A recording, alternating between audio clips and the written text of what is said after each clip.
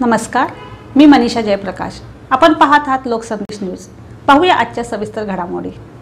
मराठी भाषा विभाग, महाराष्ट्र शासन तिसरे विश्व मराठी संमेलन आज पुण्यामध्ये पार पडले आणि यावेळी संमेलनाची भव्य अशी शोभायात्रा बालगंधर्व रंगमंदिर ते फर्ग्युसन महाविद्यालय या मार्गावर मार्गस्थ झाली।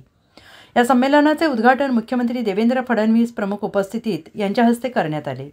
उपमुख्यमंत्री एकनाथ शिंदे, उपमुख्यमंत्री अजित पवार यांच्या हस्ते दीप प्रज्वलित करून आणि राष्ट्रगानने झाली।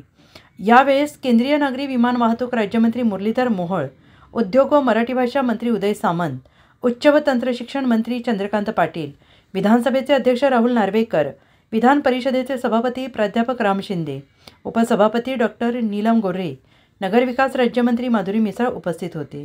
हा कार्यक्रम क्रांतिज्योती सावित्रीबाई फुले मुख्यमंच फर्ग्युसन येथे संपन्न झाला।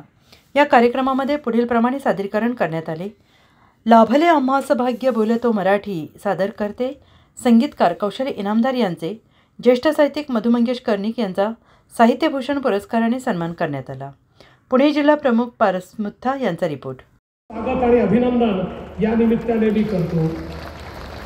मी उदयजी तुमचे आभार मानतो की तुम्ही विश्व मराठी संमेलनाला मुंबईतून पुण्यामध्ये आणले।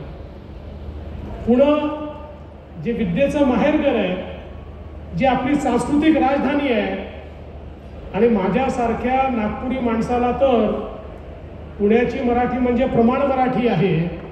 त्यामुळे प्रमाण मराठीच्या माहेरघरी या ठिकाणी विश्व मराठी संमेलन होत आहे। ही खरोखर आपल्या सगळ्यांकरता अतिशय आनंदाची गोष्ट आहे।